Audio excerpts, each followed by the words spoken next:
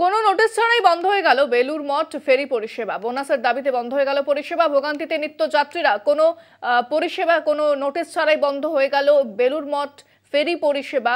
বোনাসের দাবি জানাচ্ছিলেন তারা এবং বোনাসের দাবিতেই এই ফেরি পরিষেবা বন্ধ করে দেওয়া হয়েছে। ভোগান্তিতে নিত্যযাত্রীরা। বিস্তারিত কথা বলবো, সরাসরি রয়েছেন প্রতিনিধি জগন্নাথ সামন্ত। জগন্নাথ, কি জানতে পারছো?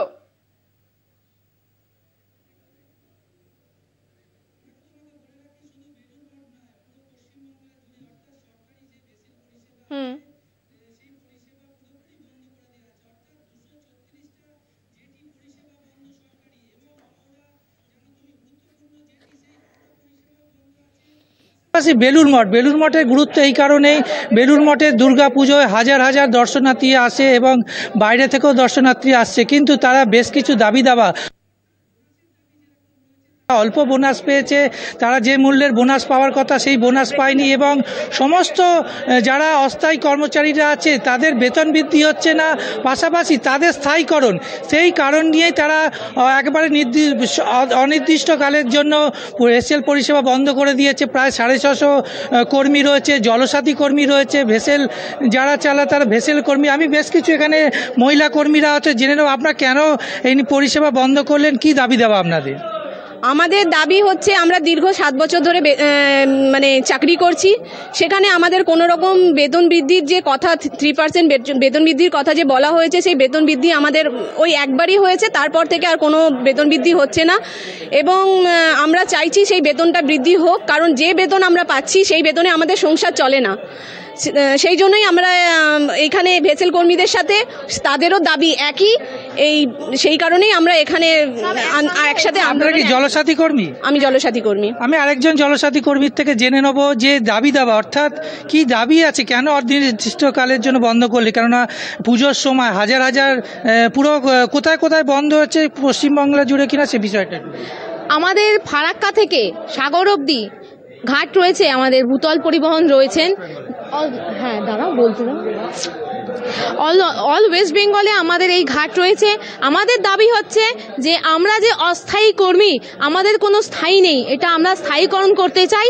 আর হচ্ছে এই যে 7 বছর ধরে, আমরা 7-8 বছর ধরে যে চাকরি করছি, কোনো বেতন বৃদ্ধি নেই। 2019-এ যে বেতন বৃদ্ধি হয়েছিল সেই বেতন বৃদ্ধি শেষ, আর তারপরে কোনো বেতন বৃদ্ধি আমাদের হয়নি।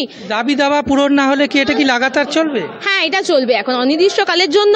ভেসেল কর্মী ভাইদের সাথে, দাদাদের সাথে আমরা এক সহমতে আমরা এই অনির্দিষ্টকালের জন্য বন্ধ এখন চলবে। বেলুর মঠ গুরুত্বপূর্ণ জায়গা, এখানে দুর্গা প্রতিমা দেখতে হাজার হাজার মানুষ আছে, দেশ বিদেশ থেকে লোক আসছে, কিন্তু তারা তো পরিষেবা পাচ্ছে না, তারা তো বিপাকে পড়ছে। তাদের জন্য কি ভাবছে? তাদের তো আমরা এত বছর ধরে সার্ভিস দিচ্ছি, তারাও বুঝুক যে আমাদেরও কষ্টটা হচ্ছে, তাদেরকে আমরা সার্ভিস দেব বলেই আমরা এখানে চাকরি করছি। কিন্তু তাদেরকেও আমাদের বুঝতে হবে যে আমরা কতটা কষ্টে আছি।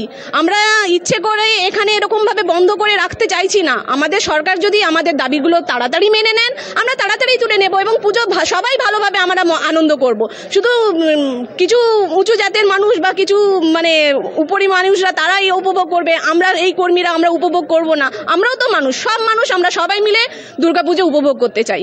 দেখো, তুমি শুনতে পারলে সকলে মিলে অনুষ্ঠান দুর্গা উৎসব পালন করতে চায়, কিন্তু যারা এই যে কর্মী 650 কর্মী আছে, তাতে মহিলা কর্মীরাও রয়েছে এবং জলসাথী কর্মীরা রয়েছে, ভেসেল পরিষেবা যারা দেয় তারা রয়েছে। সকলে একটাই দাবি যে তাদের বেতন বৃদ্ধি হোক, তারা যে বোনাসটা পাচ্ছে সেই বোনাসটা সঠিকভাবে পাক।